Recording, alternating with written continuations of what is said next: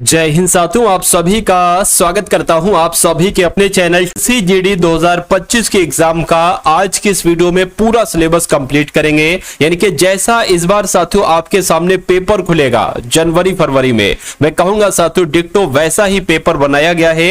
यानी कि ऐसा पूरा क्वेश्चन पेपर हम लोग देखेंगे, जैसे कि हिंदी के आपके सवाल आएंगे 20 क्वेश्चन, उसके बाद सामान्य ज्ञान प्लस करंट अफेयर के साथियों 20 क्वेश्चन आएंगे, वैसे 20 क्वेश्चन और रीजनिंग के 20 क्वेश्चन लिए हैं, उसके बाद मैथ के क्वेश्चंस आप देखेंगे। तो आज की इस वीडियो में साथियों एक दृढ़ निश्चय ले लीजिए कि अगर आप इस रण क्षेत्र में कूद गए हैं तो आपको अंत तक रुकना है। अगर आप इस वीडियो में अंत तक रुकते हैं तो यह माना जाएगा कि सिलेक्शन के आप पक्के सच्चे दावेदार हो और आपको मालूम पड़ेगा साथियों कि कितनी तैयारी आपकी हो चुकी है और कितनी तैयारी आपकी बाकी है। तो अपना और अपने माता पिता का सपना को साथियों पूरा करने के लिए 39,000 सीटों में से एक सीट पक्की करने के लिए इन सभी प्रश्नों को अपने मनोमस्तिष्क में स्टोर कीजिएगा, क्योंकि पेपर आपका इसे बाहर नहीं जा सकता। तो बहुत तेजी के साथ साथ तो हिंदी के 20 सवालों को हम लोग देखेंगे। पहला सवाल है, कह रहे कि सही वर्तनी कौन से शब्द की है मुझे बताइए। यानी कि दीक्षा कैसे लिखा जाता है? ऐसे नहीं, ऐसे नहीं, ऐसे नहीं। दीक्षा जैसे आपको ऑप्शन नंबर डी में लिखा हुआ ऐसे लिखा जाता है। उसके बाद देखिए आपसे कहा जा रहा है कि केवल फलों पर जीवन निर्वाह करने वाले के लिए एक शब्द क्या होगा। देखिए जो केवल फलों पर ही अपना जीवन निर्वाह करता है ना, उसको फलाहारी कहा जाता है। क्या कहा जाता है? उसको फलाहारी कहा जाता है। अगर हम बात करते हैं साथियों यहां पर अल्पाहारी, अल्पाहारी किसे कहते हैं? जो कम भोजन करता है उसको अल्पाहारी कहते हैं। और जो शाकाहारी की बात करें साथियों, जो फल वगैरह या जो साग सब्जी वगैरह खाए ना, उसको साथियों शाकाहारी कहा जाएगा। ठीक है ना। चलिए, और अन्न खाने वाले को साथियों अन्नहारी कहा जाता है। नेक्स्ट नंबर का सवाल है, कह रहे कि इहलौकिक का विलोम क्या होगा मुझे बताइए। तो इहलौकिक का विलोम क्या हो जाएगा? इहलोक का विलोम क्या हो जाएगा? परलोक हो जाएगा, जिनका भी आंसर ऑप्शन नंबर ए है, मैं कहूंगा बिल्कुल करेक्ट है। उसके बाद देखिए कमल का समानार्थी शब्द बताइए। यानी कि कमल, देखिए अंत में जिस शब्द के जा लग जाए, मैक्सिमम वर्ड्स होते हैं उनका, वो कमल का पर्यायवाची हो जाएगा। अब जैसे कि कौन कौन से भाई मैं आपको बता देता हूं। जैसे कि मान लीजिए वनज, वनज शब्द है अंत में क्या लग गया, इसके जा लग गया तो ये कमल का पर्यायवाची हो जाएगा। जलज की अगर बात करें अंत में साथियों जा लग गया, कमल का पर्यायवाची हो जाएगा। उसके अलावा सरोज की अगर बात करें तो अंत में साथियों क्या लग गया, ये आपका जा लग गया तो ये आपका क्या हो जाएगा? सरोज भी आपका कमल का पर्यायवाची हो जाएगा। और अंत में यहां पर भी जा आया है, ये भी आपका कमल का पर्यायवाची हो जाएगा। उसके बाद देखिए नेक्स्ट नंबर का सवाल है आपकी स्क्रीन पर, देखिए और बताइए सही जवाब क्या होगा। लेकिन उससे पहले साथियों मैं आपको बता देता हूं, एसएससी जीडी की जब हम बात करते हैं 2025 वाले एग्जाम को क्रैक करने की अगर हम बात करते हैं तो आपको मालूम होना चाहिए साथियों फरवरी 2024 में जो शिफ्ट हुई थी ना एसएससी जीडी की, मैं कहूंगा उन सभी शिफ्ट का सॉल्यूशन आपको मालूम होना चाहिए। यानी कि जो भी रीजनिंग के सवाल हैं उनका सॉल्यूशन आपको मालूम होना चाहिए, जो भी मैथ के सवाल हैं, जो भी हिंदी के सवाल हैं, जो भी जीएस के सवाल हैं। तो साथियों पूरी टीम लगी है, तकरीबन 25 से 30 दिन का समय लगा है इस पूरी पीडीएफ को तैयार करने में। इसके 20 शिफ्ट का एनालिसिस, 20 शिफ्ट का सॉल्यूशन बनाने में साथियों बहुत आसान भाषा में सॉल्यूशन है। मैं कहूंगा कि यहां पर एसएससी जीडी 2025 का जो पेपर फंसेगा ना, ये समझ लीजिए साथियों 80% यहीं से कंटेंट उठाया जाएगा, पुराना मटेरियल नहीं उठाया जाएगा। 80% कंटेंट साथियों फरवरी 2024 के क्वेश्चंस उठाए जाएंगे साथियों डिक्टो। ठीक है ना। तो मैं कहूंगा साथियों रीजनिंग का क्वेश्चन है, उसके नीचे 4 ऑप्शन है, जस्ट उसके नीचे ही उसका सॉल्यूशन है, कहीं और जाने की आपको जरूरत नहीं है। ऐसी रीजनिंग का है, ऐसी मैथ का है, जीके का है, ऐसी हिंदी का है। और हिंदी का क्वेश्चन है, नीचे 4 ऑप्शन है, नीचे उसके राइट आंसर लिखा हुआ है और उस प्रश्न से संबंधित जो भी 3-4 इंपॉर्टेंट क्वेश्चन बन सकते हैं वो भी लिखे हुए हैं। तो मैं कहूंगा ये पीडीएफ तो साथियों आपको जरूर लेना चाहिए। इस पीडीएफ को साथियों सिर्फ 45 रुपए में आपको दिया जा रहा है, वैसे 200 रुपीज की कॉस्ट है, लेकिन हर बच्चा इसको प्राप्त कर सके इसलिए साथियों, और इसका प्राइस बिल्कुल बढ़ने वाला है, लगातार एकदम से साथियों बढ़ जाएगा, डबल से ज्यादा हो जाएगा। तो पीडीएफ का लिंक डिस्क्रिप्शन में, एसएससी जीडी पीडीएफ पर जब आप क्लिक करेंगे लिंक पर तो आपके सामने हमारा व्हाट्सएप आ जाएगा, व्हाट्सएप ओपन हो जाएगा, इनबॉक्स में आप हमारे आ जाएंगे। वहां पर को हमारा बंदा साथियों एक क्यूआर कोड आपको देगा, उस क्यूआर कोड पर 45 का पेमेंट आपको करना है और बताना है कि भाई पेमेंट हो गया है, ये पीडीएफ आपको साथियों भेज दी जाएगी। तो इसको साथियों पढ़ जरूर लीजिएगा इस पीडीएफ को। खैर अब अगर हम लोग बात करें इस सवाल की कि सही वर्तनी वाला शब्द कौन सा है? तो मैं कहूंगा लक्ष्मण कैसे लिखा जाता है, जैसे आपका ऑप्शन नंबर ए में लिखा हुआ है। उसके बाद देखिए कह रहे कि वह सीढ़ियों से ऊपर चढ़ गया, इसमें किस भाग में साथियों त्रुटि है मुझे बताइए। देखिए यहां पर अगर बात करें, ये जो सीढ़ियां लिखा हुआ है ये गलत लिखा हुआ है। सीढ़ियां कैसे लिखा जाता है? मैं कहूंगा यहां पर ये जो गलती है ना, सीढ़ियां गलत लिखा हुआ है। कैसे लिखा जाता है साथियों? सीढ़ियों की अगर बात करें, सीढ़ियां आपका ऐसे लिखा जाता है कि वह सीढ़ियों से ऊपर चढ़ गया, तो मैं कहूंगा सीढ़ियों ऐसे लिखा जाता है साथियों। ये पॉइंट है एक तरीके से, ये वाला आएगा साथियों, ना कि ये वाला आएगा। तो मैं कहूंगा कि जिनका आंसर ऑप्शन नंबर डी के साथ है बिल्कुल करेक्ट भाई, बहुत बढ़िया, वेरी गुड क्लास। चलिए साथियों उसके बाद देखिए कह रहे कि मन में टकराहट उत्पन्न होने से मैं कोई निर्णय ना कर सका। अब आपको खाली जगह में बताने कौन सा वर्ड आएगा। मैं मन में द्वंद उत्पन्न होने से मैं कोई निर्णय ना कर सका, या मन में संघर्ष उत्पन्न होने से, या मन में युद्ध होने से। तो मैं कहूंगा कि यहां पर आपका द्वंद शब्द आ जाएगा। क्या आ जाएगा साथियों? द्वंद शब्द आ जाएगा, यानी कि मन में द्वंद उत्पन्न होने से मैं कोई निर्णय न कर सका। इस प्रकार जिनका आंसर ऑप्शन नंबर बी के साथ है, मैं कहूंगा आंसर आपका बिल्कुल करेक्ट है। उसके बाद देखिए साथियों अब आपको बताना है कि गलत विलोम युग्म कौन सा है। देखिए यौगिक का विलोम तो अयौगिक होता है, ये बिल्कुल सही हो जाएगा। लचीले का विलोम क्या कड़ा होता है? बिल्कुल साथियों। और यौवन का विलोम क्या साथियों? वार्धक्य होता है, मैं कहूंगा बिल्कुल होता है। लेकिन योगी का विलोम वियोगी नहीं होता है। क्या होता है साथियों? योगी का विलोम होता है भोगी। क्या योगी का विलोम भोगी होता है साथियों, वियोगी नहीं होता है। तो मैं कहूंगा कौन सा वाला सुमेलित नहीं है? ऑप्शन नंबर डी वाला सुमेलित नहीं है। सुमेलित नहीं है तो यही आपका राइट आंसर हो जाएगा। आकाश को चूमने वाले के लिए एक शब्द साथियों मुझे बता दीजिए क्या हो सकता है, बताइए। देखिए आकाशवाणी की जब हम बात करते हैं ना, तो आकाश से सुनाई पड़ने वाली जो वाणी होती है ना, उसको आकाशवाणी कहा जाता है। ठीक है, इतनी बात साथियों आप लोग ध्यान रखेंगे। और अगर गगनचुंबी की हम बात करते हैं तो आकाश को, जो आकाश के चूमने वाले को गगनचुंबी कहा जाता है। उसके बाद देखिए कह रहे कि उदार का आपको बताना है साथियों कि विलोम क्या हो सकता है। तो आप लोग ध्यान रखेंगे उदार का विलोम क्या होता है, मुझे बताइए। देखिए आपसे पूछा जाएगा साथियों उदार का विलोम क्या हो जाएगा, तो आप लोग ध्यान रखेंगे उदार का विलोम कृपण होता है। क्या होता है साथियों? उदार का विलोम कृपण होता है। सही वर्तनी वाला शब्द आपको बताना है। देखिए सही वर्तनी की अगर बात करें तो उत्कृष्ट कैसे लिखा जाता है साथियों? उत्कृष्ट की अगर बात करें कुछ ऐसे लिखा जाता है। और ऐसे कहां पर लिखा हुआ है? ऑप्शन नंबर ए में लिखा हुआ है। साथियों आपको बहुत तेजी से लगना है, क्योंकि आपके रियल एग्जाम में जब हिंदी के क्वेश्चंस होंगे ना, तो बहुत जल्दी आपको कंप्लीट करना है। क्योंकि जब हिंदी को कम समय में कंप्लीट करोगे, जीके जीएस को कम समय में कंप्लीट करोगे, तभी आपके पास मैक्सिमम समय होगा रीजनिंग को और मैथ का देने के लिए। और मैं कहूंगा साथियों अगर आपके पास आपने हिंदी और जीके से समय बचा लिया, तो आप रीजनिंग और मैथ में पूरे नंबर लाओगे। और हमारा उद्देश्य भी यही है, ठीक है ना। हमारा उद्देश्य है कि रीजनिंग में 20 में से 20 क्वेश्चन आप सही करें और मैथ में 20 में से 20 क्वेश्चन सही करें। और हिंदी तो मैं आपको ऐसे ही पढ़ा दूंगा कि हिंदी में एक सिंगल क्वेश्चन भी आपका गलत नहीं होने दूंगा। हाँ, अगर साथियों 4-5 क्वेश्चन जीके जीएस में गलत हो जाते हैं या आपको नहीं आते हैं तो कोई दिक्कत नहीं, कम से कम इतनी तैयारी मैं आपको करवा दूंगा 14 सवालों की, कि भाई 20 में से आप 14 सवाल बिल्कुल करेक्ट करके आ जाएं अपने एग्जाम में।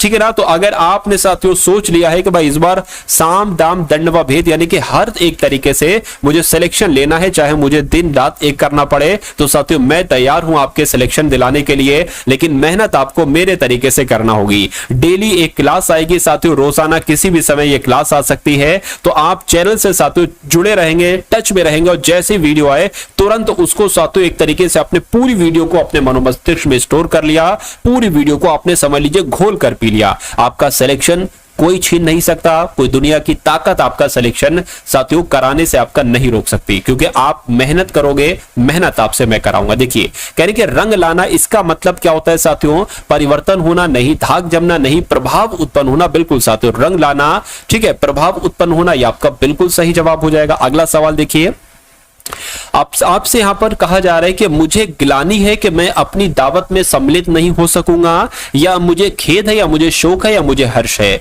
तो इस खाली जगह में साथियों खेद शब्द आ जाएगा, यानी कि मुझे खेद है कि मैं आपकी दावत में, अपनी नहीं आपकी दावत में सम्मिलित नहीं हो सकूंगा। उसके बाद देखिए सही वर्तनी वाला शब्द बताइए, यानी कि पदार्थ की अगर बात करें तो पदार्थ तो साथियों आप और हम ऐसे लिखते हैं, और ऐसे कहां पर लिखा हुआ है? ऑप्शन नंबर सी में लिखा हुआ है। तो जिनका आंसर यहां पर ऑप्शन नंबर सी है, मैं कहूंगा बिल्कुल करेक्ट है। उसके बाद देखिए कह रहे कि साथियों हिमालय का समानार्थी शब्द क्या होगा मुझे बताइए। तो हिमालय की जब हम बात करते हैं ना, देखिए हिमालय की जब हम बात करते हैं तो हिमालय को तो साथियों हिमगिरी भी कहा जाता है।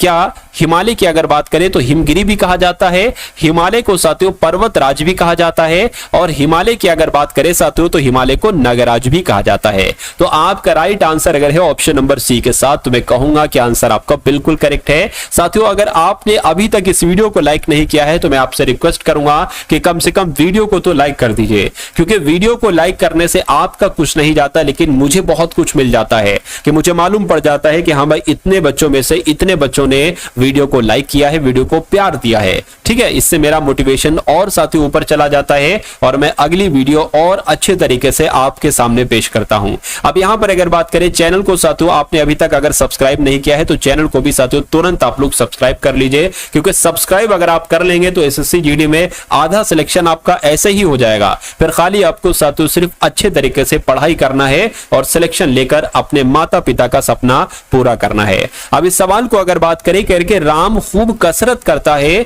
क्यों? क्योंकि वह पहलवान बन जाए, इसलिए, यानी कि क्या आएगा यहां पर कि इसलिए कि वह पहलवान बन जाए, या क्योंकि वह पहलवान बन जाए, या ताकि वो पहलवान बन जाए, या इससे वो पहलवान बन जाए। मैं कहूंगा यहां पर जो बिल्कुल शुद्ध शब्द आएगा वो ताकि आना चाहिए, यानी कि राम खूब कसरत करता है ताकि वो पहलवान बन जाए। तो ताकि यहां पर सबसे सटीक शब्द लग रहा है और यही आपका राइट आंसर हो जाएगा। छली का विलोम आपसे यहां पर साथियों पूछा जा रहा है, मुझे बताइए। देखिए धूर्त की अगर बात करें ना साथियों के धूर्त का विलोम क्या होगा, तो धूर्त का विलोम भद्र होता है। कपटी की अगर बात करें साथियों, कपटी का विलोम क्या होता है, तो कपटी की अगर बात करें साथियों निष्कपट होता है। क्या होता है? निष्कपट होता है। और निश्चल की अगर बात करते हैं साथियों तो आपको यह ध्यान रखना है कि छली का विलोम निश्चल हो जाएगा और निश्चल का विलोम साथियों छली हो जाएगा, ये आपको साथियों मालूम होना चाहिए। निष्फल की अगर बात करें निष्फल का विलोम फल हो जाएगा। चलिए भाई उसके बाद देख लीजिए नेक्स्ट नंबर का सवाल है, कह रहे कि दाहिना हाथ होना। अब इस मुहावरे का मतलब आपसे पूछा जा रहा है कि दाहिना हाथ होना, इसका मतलब क्या होता है कि धोखा देना? नहीं, कहते नहीं भाई अरे तुम तो मेरे राइट हैंड हो, तुम तो मेरे दाहिने हाथ हो, तो धोखा देना उसका मतलब थोड़ी ना होता है। दुश्मन होना उसका मतलब नहीं होता है। बहुत सहायक होना या चापलूसी करना, चापलूसी करना भी उसका मतलब नहीं होता है। अरे भाई तुम तो मेरे राइट हैंड हो, यानी कि मेरे दाहिने हाथ हो, यानी कि बहुत सहायक हो, तुम मेरे लिए मेरी बहुत मदद करते हो। उसके बाद देखिए अगला सवाल है, कह रहे कि किसी के पीछे पीछे चलने वाले के लिए एक शब्द क्या होगा साथियों, मुझे बताइए। चलिए देखिए जो भविष्य में आने वाला हो ना, जो भविष्य में आने वाला हो साथियों, उसको क्या कहा जाएगा? उसको आगामी कहा जाएगा। ठीक है ना, उसको क्या कहा जाएगा साथियों? उसको आगामी कहा जाएगा। इतनी बात आप लोग ध्यान रखेंगे। और अगर बात करें किसी के पीछे पीछे चलने वाले को क्या कहा जाता है, तो अनुगामी कहा जाता है। ये आप सभी लोगों को साथियों मालूम होना चाहिए, ध्यान रखना है। चलिए उसके बाद देख लेते हैं नेक्स्ट नंबर का सवाल है, कह रहे कि अनंत किसका पर्यायवाची है, मुझे बताइए। तो अनंत की अगर बात करें ना, अनंत साथियों आकाश को कहा जाता है। आकाश को साथियों नभ कहा जाता है, गगन कहा जाता है, अंबर कहा जाता है, व्योम कहा जाता है। ये सब आपसे पूछे जाते हैं आकाश के पर्यायवाची, अनंत के पर्यायवाची। ठीक है ना। यहां पर अगर पर्वत की बात करते हैं ना, तो पर्वत को साथियों अचल कहा जाता है, क्योंकि वो चल नहीं सकता, पर्वत को अचल कहा जाएगा। पर्वत को साथियों क्या भूधर कहा जाएगा। क्या साथियों? भूधर भी किसको कहा जाएगा? पर्वत कहा जाएगा। देव की अगर साथियों बात करते हैं, देव को अमृत, अमर भी तो कहते हैं, देव को अमर कहते हैं। और देव की अगर बात करें साथियों गीर्वाण भी कहते हैं। क्या साथियों? गीर्वाण भी कहते हैं। और समुद्र की अगर बात करें तो समुद्र को साथियों सागर कहते हैं। क्या कहते हैं? सागर कहते हैं। जल यानी कि जल्दी कहते हैं। किसको? जल्दी भी समुद्र को ही कहते हैं। चलिए भाई अब उसके बाद देखिए नेक्स्ट नंबर का सवाल है। अब यहां पर आपके सामने पूरे सामान्य ज्ञान के क्वेश्चंस होंगे, एकदम टॉप लेवल के, और उसके अलावा करंट अफेयर के क्वेश्चंस भी हम लोग देखेंगे। और उसके बाद रीजनिंग के 20 क्वेश्चन और मैथ के क्वेश्चंस को हम लोग देखेंगे। चलिए तो पाल वंश के पहले शासक कौन थे साथियों? या शासक पूछे या संस्थापक पूछे तो गोपाल आपको बता देना है। मोहम्मद गौरी किस वर्ष पृथ्वीराज तृतीय से पराजित हुए थे? तो मैं कहूंगा 1191 में साथियों युद्ध हुआ था, तराइन का प्रथम युद्ध। ये आप सभी लोग याद रखें, इसमें मोहम्मद गौरी को पराजित किया था। चलिए उसके बाद देखिए अगला सवाल है, उसके बाद देखिए अगला सवाल है, आपसे पूछा जा रहा है कि जब ईस्ट इंडिया कंपनी की स्थापना हुई तब भारत पर निम्नलिखित में से किसका शासन था। तो ईस्ट इंडिया कंपनी की स्थापना 1600 में हुई थी, यानी कि 1600 में साथियों किसका शासन था, तो मुगलों का शासन था, मुगल सम्राट का शासन था, ये आप लोग ध्यान रखेंगे। और मुगल सम्राट में साथियों किसका शासन चल रहा था, तो मैं कहूंगा अकबर का शासन चल रहा था, क्योंकि अकबर का शासनकाल साथियों 1556 से लेकर 1605 तक रहा है। चलिए उसके बाद देख लीजिए नेक्स्ट नंबर का सवाल है, कह रहे कि भारतीय राष्ट्रीय कांग्रेस के उस अधिवेशन के नाम का, उस अधिवेशन के स्थान का नाम बताइए जहां पूर्ण स्वराज को अपना अंतिम लक्ष्य घोषित किया गया था। राइट आंसर आपका साथियों क्या होगा, तो मैं कहूंगा वो तो लाहौर अधिवेशन में हुआ था। यानी कि भारतीय राष्ट्रीय कांग्रेस के लाहौर अधिवेशन की जब हम बात करें तो लाहौर अधिवेशन में ही पूर्ण स्वराज को अपना अंतिम लक्ष्य घोषित किया गया था। उसके बाद देखिए अगला सवाल है, कह रहे कि अलीगढ़ मुस्लिम विश्वविद्यालय की स्थापना किसने की थी, तो सर सैयद अहमद खान की अगर बात करते हैं साथियों, इन्होंने 1875 में, कब, इन्होंने 1875 में साथियों मोहम्मडन एंग्लो ओरिएंटल कॉलेज की स्थापना की थी। बाद में इसका नाम साथियों क्या हो गया, अलीगढ़ मुस्लिम विश्वविद्यालय हो गया। ठीक है ना, यानी कि 1920 में साथियों ये हुआ था। इसका नाम कब चेंज हुआ था, मोहम्मडन एंग्लो ओरिएंटल कॉलेज से जो अलीगढ़ मुस्लिम विश्वविद्यालय हुआ था ना 1920 में हुआ था। इसकी स्थापना 1875 में की गई थी। चलिए भाई उसके बाद देखिए कह रहे सविनय अवज्ञा आंदोलन का मुख्य उद्देश्य क्या था, मुझे बताइए।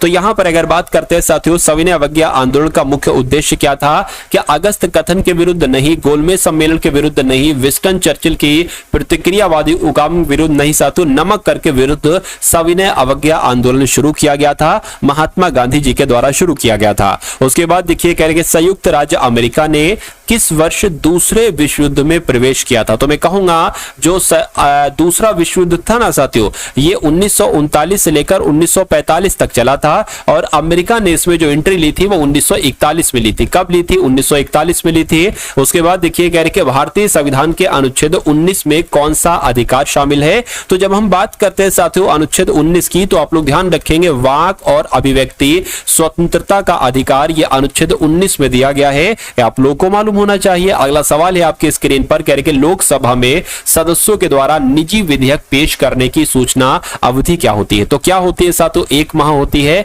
आंसर आपका ऑप्शन नंबर ए हो जाएगा। उसके बाद देखिए कह रहे कि निम्नलिखित में से कौन सा अनुच्छेद धन विधेयक को परिभाषित करता है, ये मैं आपको कई बार बता चुका हूं, कई बार आपके एग्जाम में भी पूछा जा चुका है और आने वाले एग्जाम में भी साथियों आपसे पूछा जा सकता है, इसलिए मैं आपको बता देता हूं धन विधेयक की अगर बात आए तो अनुच्छेद 110 आप लोग ध्यान रखेंगे। उसके बाद देखिए आपसे पूछा जा रहा है भारतीय जनता पार्टी की स्थापना साथियों कब हुई थी, तो 1980 में भारतीय जनता पार्टी की स्थापना हुई थी। किसकी, भारतीय जनता पार्टी की स्थापना साथियों 1980 में हुई थी, आप सभी लोगों को मालूम होना चाहिए। चलिए और भारतीय जनता पार्टी के नेता की अगर बात करें साथियों नेता कौन है, तो मोदी जी इसके कौन है, मोदी जी इसके नेता है भारतीय जनता पार्टी के। अगला सवाल है कह रहे कि अंतरराष्ट्रीय चावल अनुसंधान संस्थान साथियों ये कहां पर स्थित है, तो ये फिलीपींस की राजधानी मनीला में। कहां पर है साथियों, फिलीपींस की राजधानी मनीला में है। नेक्स्ट नंबर का सवाल है कह रहे कि भारत और श्रीलंका को अलग करने वाली जल राशि कौन सी है, तो भारत और श्रीलंका को अलग करने वाली जल राशि कौन सी है साथियों, पाक जल संधि। कौन सी है साथियों,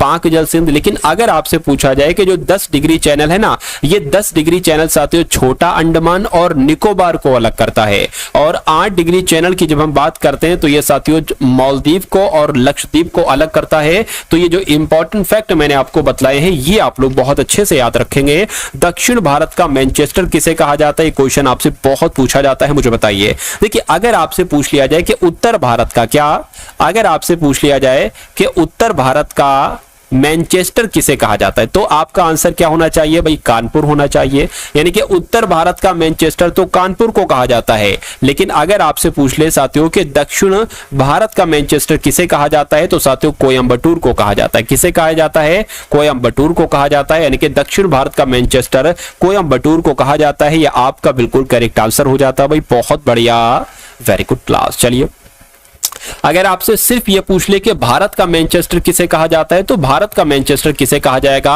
अहमदाबाद को कहा जाता है। किसे कहा जाता है साथियों? अहमदाबाद को कहा जाता है। इतनी जानकारी अगर आपको ध्यान है, मैं कहूंगा साथियों कि धीरे धीरे इस लेवल पर मैं आपको पहुंचा दूंगा, उस मुकाम तक आपको पहुंचा दूंगा कि समझ लीजिए सब कुछ आपका कवर हो जाएगा। ये जो आप देख रहे हैं ना साथियों, पुस्तकों को देख रहे हैं, इनका निचोड़ मैं साथियों आपके सामने ला रहा हूं, यानी कि ऐसे क्वेश्चन से आपके सामने से गुजरेंगे जो आपको डायरेक्ट आपके एग्जाम में देखने को मिलेंगे। कोई दुनिया की ताकत या कोई दुनिया का ऊपर वाले के द्वारा बनाया गया इंसान आपको हरा नहीं सकता, ये समझ लीजिए। अगर ऊपर वाला चाहे कि हाँ भाई इस बंदे का सिलेक्शन ना हो तो मुमकिन है ये बात, लेकिन कोई दुनिया की ताकत आपको साथियों नहीं हरा सकती।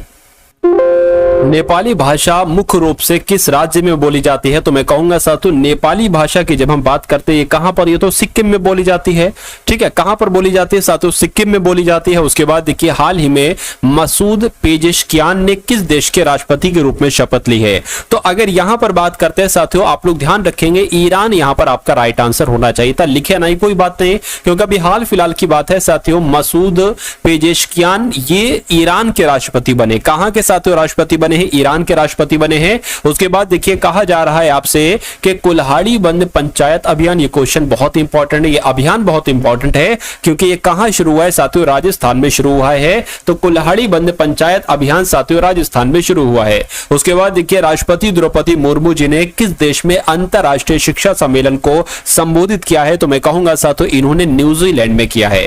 यानी कि राष्ट्रपति द्रौपदी मुर्मू जी ने जो राष्ट्रपति अंतरराष्ट्रीय शिक्षा सम्मेलन है इसको न्यूजीलैंड में संबोधित किया है। उसके बाद देखिए किस एयरपोर्ट पर पंजाब सहायता केंद्र खोला जाएगा? तो अगर यहां पर साथियों बात करें कि दिल्ली एयरपोर्ट आपका राइट आंसर होगा, मैं कहूंगा बिल्कुल आपका राइट आंसर दिल्ली एयरपोर्ट हो जाएगा, क्योंकि दिल्ली एयरपोर्ट पर ही साथियों पंजाब सहायता केंद्र खोला जाएगा। अब उसके बाद देखिए कहा जा रहा है कि किस विधानसभा में एंटी पेपर लीक विधेयक पास हुआ है? तो किसकी बात चल रही है? मैं कहूंगा बिहार की बात चल रही है, क्योंकि बिहार राज्य विधानसभा में ही एंटी पेपर लीक विधेयक पास हुआ है। उसके बाद देखिए तो अब आपके सामने देखिए आपने साथियों यहां पर क्वेश्चन देखे, अब आपके सामने कौन से क्वेश्चन साथियों ओपन हो चुके हैं? रीजनिंग के क्वेश्चन अब आपके सामने आ चुके हैं। तो रीजनिंग के साथियों पूरे 20 के 20 क्वेश्चन हम लोग देखेंगे और आप चेक कीजिएगा कि आखिर आपका लेवल कितना है साथियों, आपकी तैयारी कितनी हो चुकी है। यानी कि सवाल कैसे आपसे एग्जाम में पूछा जाएगा, जरा देखिए कि एक कागज का टुकड़ा है, इसको बीच से फोल्ड किया जाता है साथियों, बीच से इस ये वाला पार्ट इसके ऊपर आ जाता है और आपके पास अब एक ऐसी आकृति का कागज आ गया। अब कागज को यहां से मोड़ा जाता है और ये वाला पार्ट इसके ऊपर ला दिया जाता है और अब आपके पास एक ऐसा क्या आ गया है, कागज का टुकड़ा आ गया। आपने क्या करा, आप एक गोल छेद यहां करते हैं, आप एक चौकोर छेद यहां करते हैं और एक बड़ा चौकोर छेद यहां पर करते हैं। तो आपसे यह कहा जा रहा है कि जब इसके चारों कोनों को खोला जाता है, ओपन किया जाता है, तो ये कैसा दिखाई देगा? ऐसा, ऐसा, ऐसा या साथियों ऐसा? मुझे बताइए। देखिए यहां पर अगर बात करें, जाहिर सी बात है जब ये बड़ा वाला यहां पर है ना, तो एक बड़ा वाला यहां पर बनेगा। एक सेकंड रुकिए, मैं ब्लैक ले लेता हूं साथियों इसके लिए।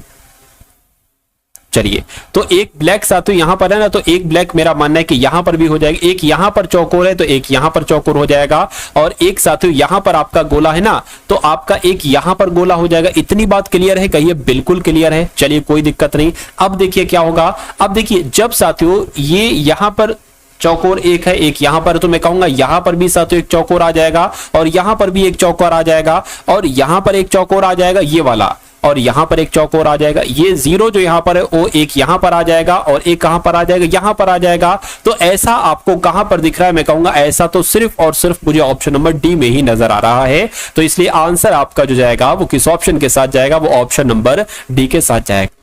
दी गई शीट को मोड़कर एक घन बनाया जाता है और इस प्रकार निर्मित घन में प्लस क्या लिखा हुआ साथियों? यहां पर प्लस चिन्ह वाले फलक के विपरीत फलक पर कौन सा हो जाएगा? इतनी सी बात आपसे पूछी जा रही। देखिए अब मैं आपको सिंपल सी एक चीज बता देता हूं, ये क्या बना हुआ? ये @ बना हुआ। अगर आपसे पूछा जाता कि @ वाले फलक के विपरीत फलक पर कौन सा चिन्ह होगा, तो आप क्या करते? एक को छोड़कर ये वाला, यानी कि @ अगर आपसे पूछा जाता तो साथियों हैशटैग हो जाता आंसर आपका। लेकिन अगर आपसे पूछा जाता ये इस टाइप का है, ठीक है, डॉलर टाइप का है, तो अगर इसका विपरीत आपसे पूछा जाता तो आप क्या बताते साथियों? आपको बताना पड़ता प्रतिशत। लेकिन पूछा गया है कि प्लस का क्या होगा। अब बचा क्या साथियों? प्लस का क्या हो जाएगा? बराबर हो जाएगा। यानी कि प्लस का अगर पूछे तो साथियों आपको क्या बता देना है? बराबर आपको बता देना है। मैं कहूंगा कि बराबर कहां पर है? ऑप्शन नंबर बी में है, तो ये क्या है, ये आपका साथियों बिल्कुल करेक्ट आंसर हो जाएगा। उसके बाद देखिए साथियों, नेक्स्ट नंबर का सवाल है, कहा जा रहा है कि अब आपको इसमें डिक्शनरी के अकॉर्डिंग लगाना। एक सवाल ऐसा आता ही आता है। अब देखिए और मुझे बताइए कि आपका राइट आंसर साथियों यहां पर किस ऑप्शन के साथ जाएगा। देखिए यहां पर अगर साथियों बात करें ना, अब पीईजी लिखा हुआ, यहां पर पीईआर पीईआर पीईआर पीईआर लिखा है, तो पीईजी यानी कि जी तो पहले आ जाएगा आहार से, तो ये साथियों सबसे पहले आ गया। अब उसके बाद साथियों कौन सा आ जाएगा, देखिए पीईआर एसआईएस लिखा हुआ है, आर ओ। अब यहां पर अगर बात करें ना, ओ होता है साथियों पहले, ठीक है, एस होता है बाद में, लेकिन सी यहां पर आ गया, सी तो सबसे पहले होगा, एफ से भी पहले होगा, तो अब 4 आ जाएगा और उसके बाद साथियों 5 आ जाएगा, ये एफ वाला, ये भी हो गया, ये भी हो गया।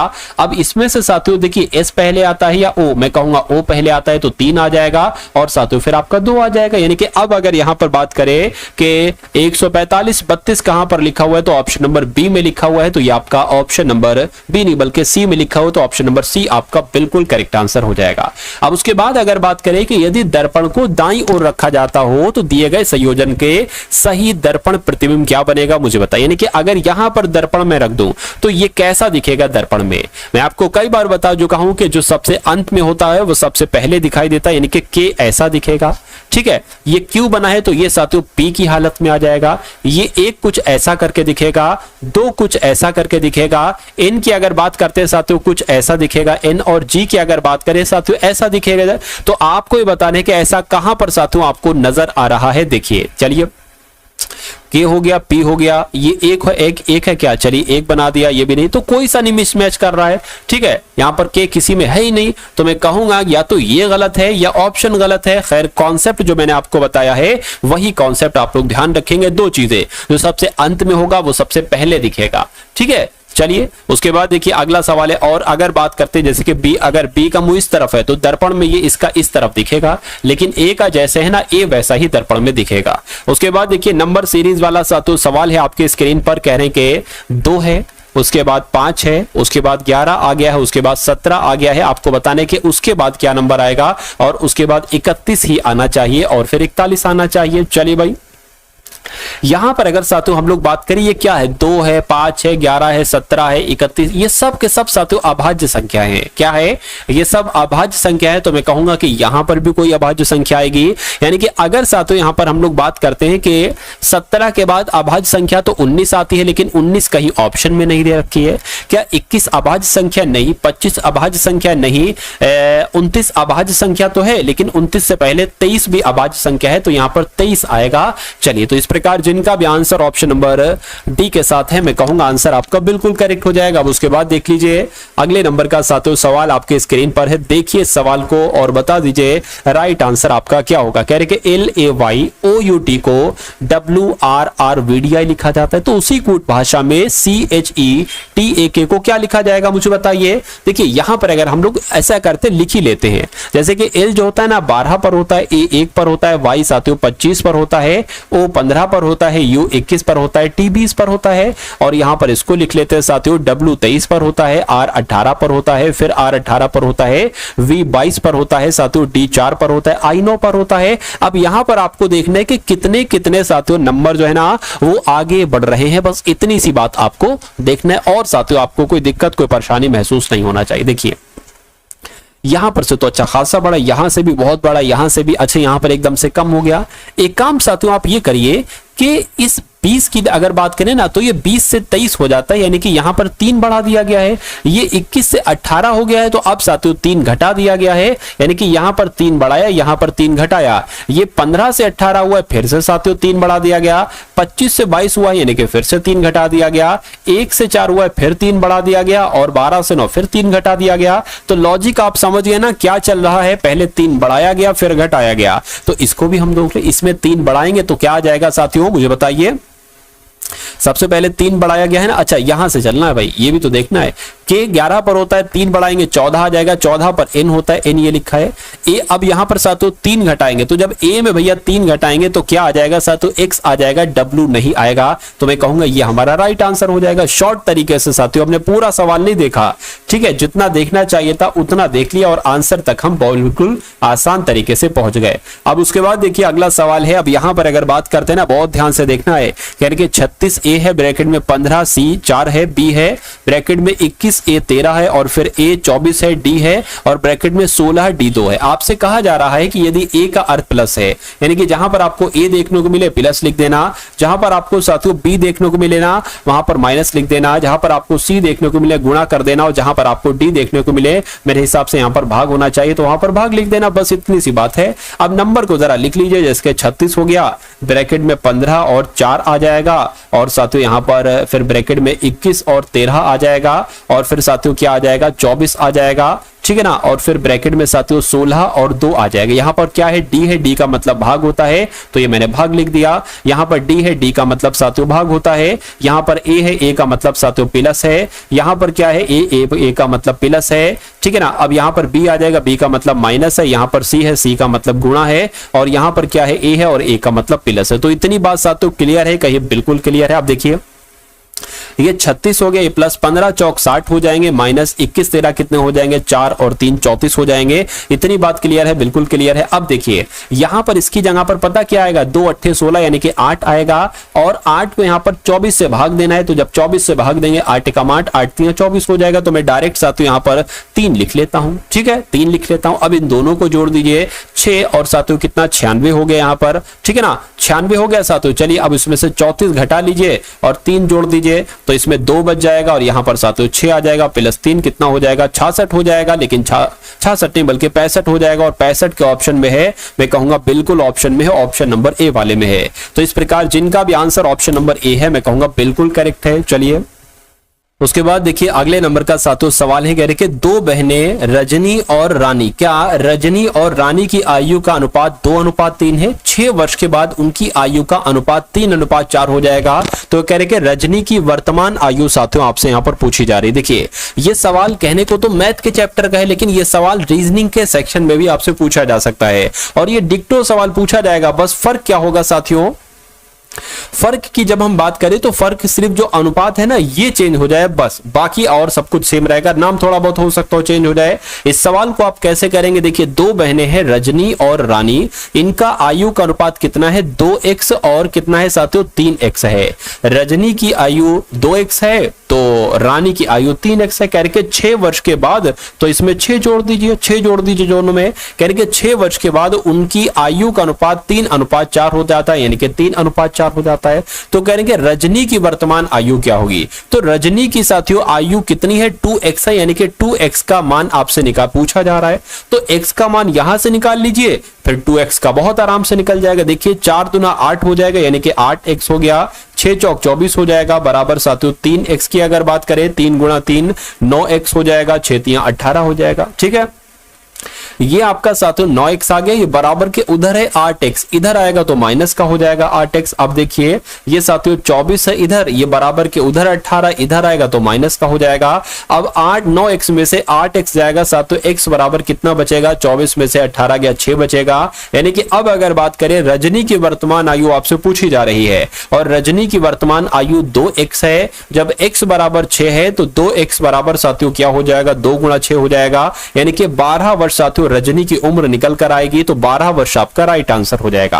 अगर आपसे पूछता कि रानी की वर्तमान उम्र कितनी है तो साथियों 3x है, यानी कि 3 गुणा 6 हो जाता, तो मैं कहता 18 वर्ष रानी की वर्तमान उम्र है। तो ये कॉन्सेप्ट साथियों आप लोग ध्यान रखेंगे, ये कॉन्सेप्ट आपके एग्जाम में जरूर पूछा जाता है। चलिए भाई उसके बाद देखिए पूरे 20 क्वेश्चन लिए हैं, एक ना कम एक ना ज्यादा, यानी कि 20 के 20 अगर ऐसे क्वेश्चंस आते हैं तो आप कितने क्वेश्चंस बिल्कुल सही कर पाते हैं, एक बार मुझे कमेंट सेक्शन में आप लोग जरूर बताइएगा। देखिए कह रहे हैं कि 6 से 22 हुआ है, ठीक है, 22 से 70 हुआ है, 70 से 214 हुआ है, 214 से यहां पर कौन सा नंबर होगा और उस नंबर के बाद 1942 ही आना चाहिए। तो इसको साथियों हम थोड़ा सा पता करने की कोशिश करते हैं कि भाई यहां पर क्या है। अभी मुझे भी नहीं पता है कि यहां पर आखिर लॉजिक क्या लगा है। हम कोशिश करेंगे, ट्राई करेंगे, एक नंबर के बाद दूसरा नंबर कैसे आया है और ट्राई करेंगे। तो आपको पता है कि ट्राई करने वालों की कभी हार नहीं होती, यानी कि कोशिश करने वालों की कभी हार नहीं होती है। देखिए 6 से 22 कैसे हुआ है, अगर आप देखना कि कभी भी एकदम गैप बहुत ज्यादा होने लगे तो वहां पर गुणा का इस्तेमाल किया, कि वहां पर प्लस नहीं होगा कि ये भाई यहां पर 18 प्लस कर दिया या 16 प्लस कर दिया, नहीं, वहां पर गुणा होगा। तो 6 से जरा सा 22 की अगर बात करें नजदीक लाने के लिए हम इसकी 3 से गुणा कर दें और इसमें 4 जोड़ दें, 6 3 18 प्लस 4 22 हो जाएगा। उसी प्रकार इसकी 3 से की है तो इसकी 3 से करेंगे, कितना हो जाएगा, 66 हो जाएगा, 22 3 66 हो जाएगा। इसमें भी अगर 4 जोड़ देते हैं तो 70 आ जाएगा, ठीक है ना। अब 70 की गुणा भी हमें 3 से ही करना पड़ेगी, कितना हो जाएगा, 7 21 यानी कि 210 हो जाएगा। तो 210 में अगर 4 जोड़ दो तो 214 आ जाता है। अब 214 की भी हमें 3 से गुणा करना पड़ेगी, साथियों करा लीजिए, यहां पर कोई दिक्कत नहीं, 4 3 12, 3 1 3 और 1 4, 3 दूना कितना हो जाएगा, 6 हो जाएगा। तो इसमें साथियों आपको 4 जोड़ना पड़ेगा, क्या जोड़ना पड़ेगा, 4 जोड़ना पड़ेगा, तो 646 हो जाएगा। मैं कहूंगा बिल्कुल 646 यहां पर आ जाएगा। अभी हमें नहीं पता ये आंसर हमारा सही है या नहीं सही है, इसको चेक करने के लिए वैसे तो आप लगा सकते हो कि 646 आंसर हो जाए, लेकिन अगर आपको अभी भी शक है कि 646 होगा या नहीं होगा तो आप साथियों इसकी गुणा 3 से कराइए 646 की, उसमें 4 जोड़ दीजिए। अगर ये आ जाता है तो आपका वो आंसर हो जाएगा। वैसे मैं कहूंगा कि भाई इतनी आपने यहां पर देखा तो यही आंसर ही होगा। इसको चेक करके साथियों करके आपको अगले नंबर के क्वेश्चन पर बढ़ जाना है। यहां पर साथियों क्या लिखा हुआ है, भाई आकृति नहीं है, कागज को काटने पर यहां पर कोई आकृति होना चाहिए थी, आकृति लगाना वो भूल गया साथियों टाइपिस्ट, कोई दिक्कत नहीं है। चलिए अगले नंबर का साथियों सवाल है, कह रहे कि फ्लोट को ROU लिखा जाता है, ठीक है भैया, आर फ्लोट को साथियों ROU लिख दिया। उसके बाद कह रहे कि CLAIM को OAV लिखा जाता है। तो आपको बताने कि ARMED को क्या लिखा जाएगा, देखिए और मुझे बताइए कि आपका राइट आंसर यहां पर साथियों किस ऑप्शन के साथ जा सकता है। चलिए देखिए यहां पर अगर साथियों बात करें ना, इफ जो होता है साथियों वो 6 पर होता है और एल कितने पर होता है, 12 पर होता है। और ओ की अगर बात करें साथियों 15 पर होता है, ए 1 पर होता है साथियों। टी की अगर बात करें तो ये साथियों कितने पर होता है, 20 पर होता है, ए 1 पर होता है। अब देखिए यहां पर ये बना है 18 और 15 और साथियों 21 बना है। देखिए थोड़ा सा अगर आप ध्यान लगाएंगे आप देखेंगे कि ये 1 और 20 को जोड़ दिया गया है, 21 आ गया है। 6 और 12 को जोड़ दिया गया है, 18 आ गया है।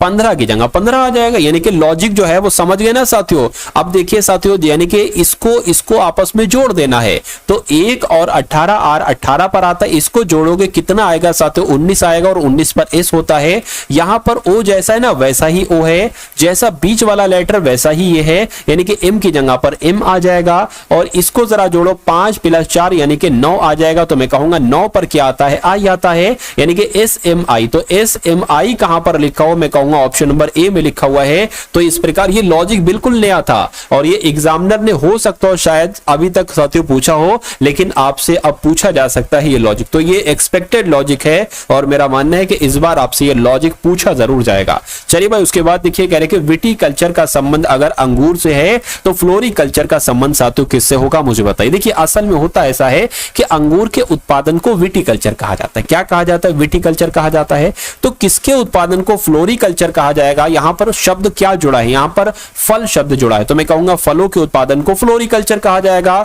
तो इस प्रकार जिनका भी आंसर ऑप्शन नंबर ए के साथ है बिल्कुल करेक्ट भाई, बहुत बढ़िया, वेरी गुड क्लास। चलिए साथियों अब उसके बाद देखते हैं नेक्स्ट नंबर का साथियों सवाल है आपकी स्क्रीन पर। 3 लेटर हैं, यानी कि SRQ, उसके बाद PON, उसके बाद आपको बताने कि यहां पर कौन से 3 लेटर आएंगे और उसके बाद JIH ही आना चाहिए और उसके बाद GFE ही आना चाहिए। यहां पर अगर बात करें साथियों S आता है 19 पर, ठीक है। यहां पर एक काम करता हूं साथियों, मैं आपको बिल्कुल बता ही देता हूं। S 19 पर आता है, R 18 पर आता है और Q 17 पर आता है, P16 पर आता है ये वाला, O15 पर आ जाएगा, N14 पर आ जाएगा। अब आपको बताने कि यहाँ पर कौन से 3 लेटर आएंगे, और J10 पर आता है, I9 पर आता है, H8 पर आता है, G7 पर, 6 पर, 5 पर आता है। अब देखिए यहाँ पर 19 से 16 हुआ है, 3 घटा है। अगर हम यहाँ पर भी अगर साथियों 3 घटाएं तो मेरे हिसाब से 13 आना चाहिए, 13 आना चाहिए। तो 13 में 3 घटाया जाता है तो 10 आता है, और 10 में 3 घटाया जाता है तो 7 आता है, यानी कि यहाँ पर 13 आ जाएगा। 13 का मतलब क्या होता है साथियों, M होता है। तो M एक यहाँ पर है, एक यहाँ पर है। अब देखिए 18 से 15 हुआ, 3 घटाया गया है। 15 से अगर 3 घटाएंगे तो 12 आना चाहिए, 12 से अगर 3 घटाएंगे तो 9 आता है, 9 से 3 घटाएंगे 6 आएगा, यानी कि 12 की जगह पर साथियों क्या होता है, 12 का मतलब होता है साथियों L। ठीक है, तो ML कहां पर लिखा हुआ, ऑप्शन नंबर बी में लिखा हुआ, तो यहीं पर आप अब रुक जाइए और यही आपका राइट आंसर हो जाएगा। आगे अगर आप चेक करेंगे तो ये टाइम वेस्टिंग है, लेकिन अभी हम लोग यहां पर सीख रहे हैं। तो जब सीखता है इंसान तो A to Z सब कुछ देखता है।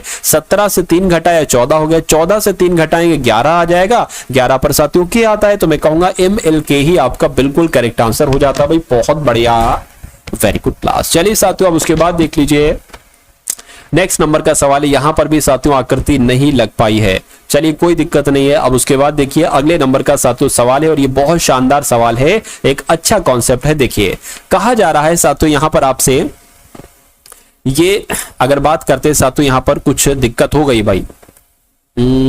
अच्छा ये एक अलग क्वेश्चन है, ठीक, इसने क्या किया है, एक ही मैच कर दी। ये एक अलग क्वेश्चन है और ऊपर वाला जो है ना ये एक अलग क्वेश्चन है। चलिए कोई दिक्कत नहीं है साथियों, ठीक है। अच्छा ये ऑप्शन नंबर ए है, ये ऑप्शन नंबर बी है, ये ऑप्शन नंबर सी है, ये डी है। अब यहां पर साथियों सबसे पहले आप इसको देखिए कि ये ब्लड रिलेशन वाला सवाल है, ये आप कैसे कर सकते हैं। देखिए कहने के एक लड़के की ओर इशारा करते हुए रंजीता कहती है, तो रंजीता की अगर हम बात करते हैं, रंजीता एक लड़के की तरफ इशारा कर रही है, एक लड़के की तरफ इशारा कर रही है और कह रही है कि वह मेरे पति, यानी कि रंजीता के कोई पति होंगे।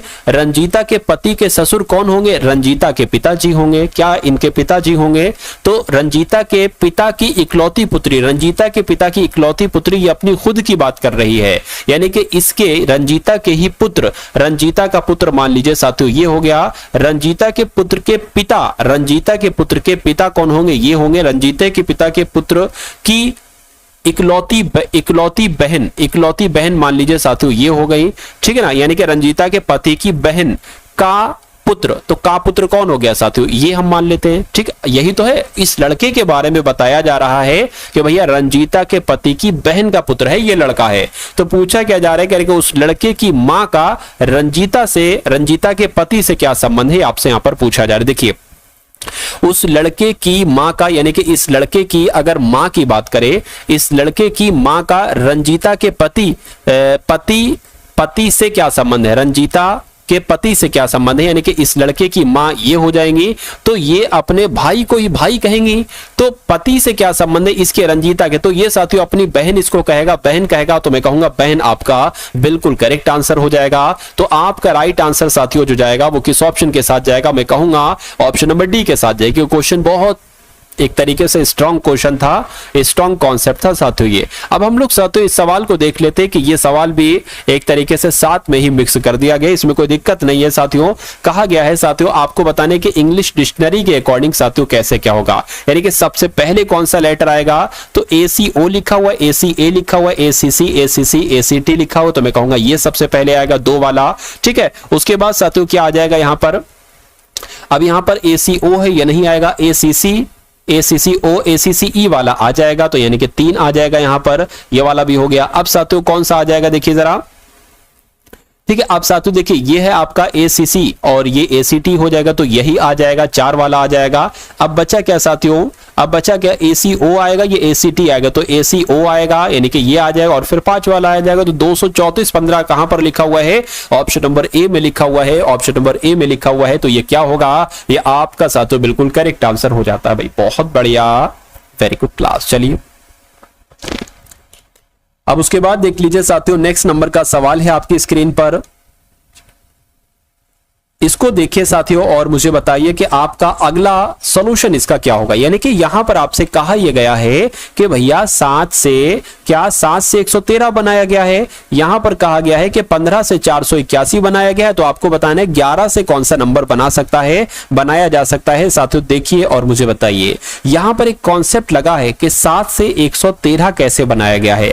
तो 7 से अगर आप देखिए इसमें लॉजिक क्या लगा है, कॉन्सेप्ट क्या लगा है। अगर हम इसका स्क्वायर कर देते हैं, यानी कि इस 7 का अगर स्क्वायर कर देते हैं और उसमें 2 से गुणा कर देते हैं, तो ये 49 गुणा 2 कितना हो जाता है, मैं कहूंगा साथियों 98 हो जाएगा। लेकिन ये 113 है, तो साथियों हमें क्या करना पड़ेगा, इसके डबल से, यानी कि साथियों हमें क्या करना पड़ेगा, इसका डबल इसमें जोड़ देना पड़ेगा।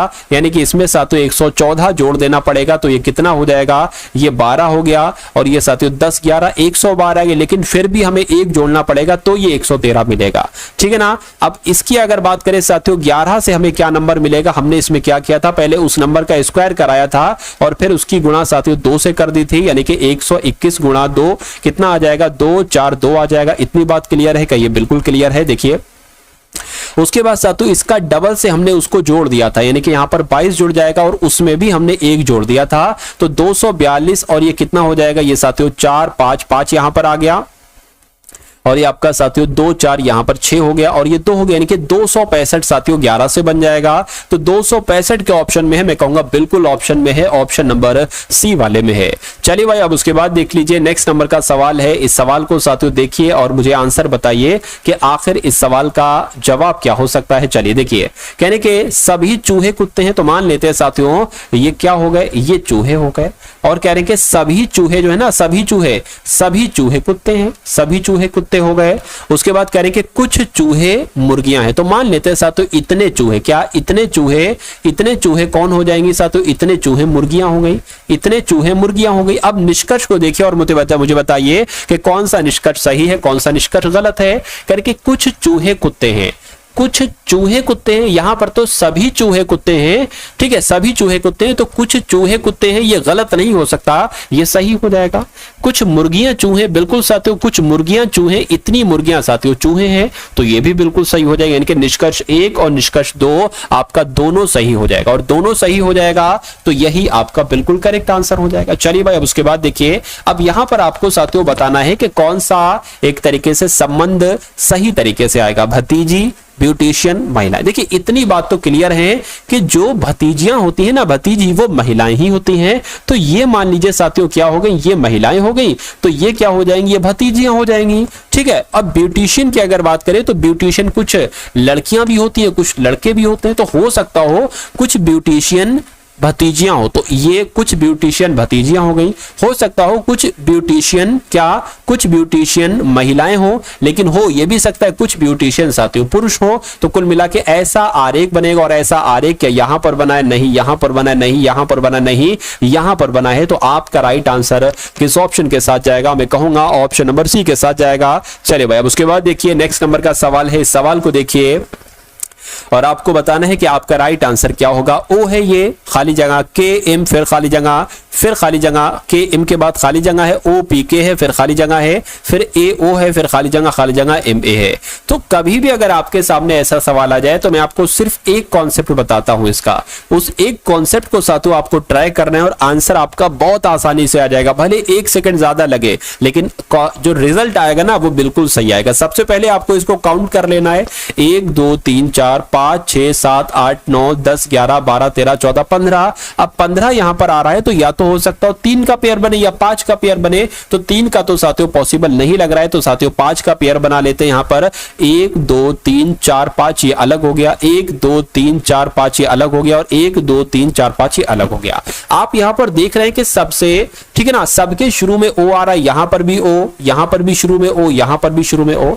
आप देख रहे हैं कि अंत में ए आ रहा है, यहां पर ए, यहां पर ए, तो यहां पर भी ए आ जाएगा। आप देख रहे हैं अंत में के एम ए आ रहा है तो के यहां पर आ जाएगा, के एम ए ये हो गया, के एम ये हो गया और के एम यहां पर आ जाएगा। अब तो हमें पूरा मिल गया है, ओ पी के एम ए, तो ओ पी के एम ए, ओ पी के एम ए। तो अब आपको अगला कंटेंट, ये अगला कदम ये आपको उठाना है साथियों कि आपने अपने पेन से क्या क्या लिखा है। आपने पी लिखा है, आपने ए लिखा है, आपने एम लिखा है, आपने पी लिखा है, आपने के लिखा है। तो अब आपको देख लेना है कि ऐसा कौन से ऑप्शन में लिखा हुआ है। मैं कहूंगा ऐसा तो ऑप्शन नंबर बी में लिखा हुआ है। तो इस प्रकार आपका आंसर जाएगा ऑप्शन नंबर बी के साथ। भाई बहुत बढ़िया, वेरी गुड क्लास। चलिए साथियों उसके बाद देखिए कह रहे कि एक निश्चित कूट भाषा में, क्या एक निश्चित कूट भाषा में RAT को 39 लिखा जाता है, DOG को 26 लिखा जाता है और YAK को क्या लिखा जा सकता है साथियों। बस इतनी सी बात आपसे यहां पर पूछी जा रही। देखिए मुझे ऐसा लग रहा है कि अगर हम R 18 पर होता है, A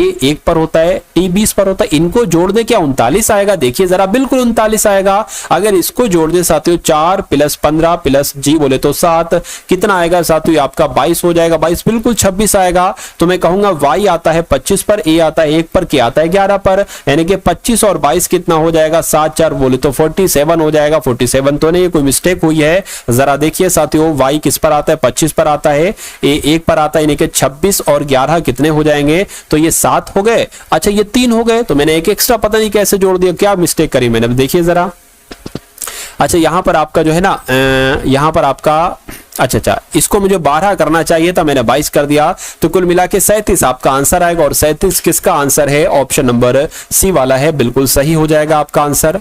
अब उसके बाद देखिए साथियों आपके सामने अब मैथ के क्वेश्चन यहां पर शुरू हो चुके हैं। सभी साथियों एकदम टॉप लेवल के सभी क्वेश्चंस हैं। तो इन 10 सवालों को देखेंगे, बहुत अधिक नहीं, इन 10 सवालों को साथियों देखेंगे और मेरा मानना है कि पूरी मैथ के सबसे टॉप लेवल के ये 10 सवाल होंगे। यानी कि एक निर्माता ने एक वस्तु पर 1400 रुपए का, क्या साथियों 1400 रुपए का मूल्य अंकित किया। यानी कि एक वस्तु कितने की उसके ऊपर मूल्य लिखा हुआ है? 1400 रुपए, उसके ऊपर साथियों मूल्य लिखा हुआ। इतनी बात क्लियर है? बिल्कुल क्लियर है। उसके बाद साथियों क्या कहा गया है? उसके बाद कहा गया है कि एक खुदरा विक्रेता इसको 25% की छूट पर इसको बेचता है, जिसने इसे बेचकर 12% का लाभ अर्जित किया है।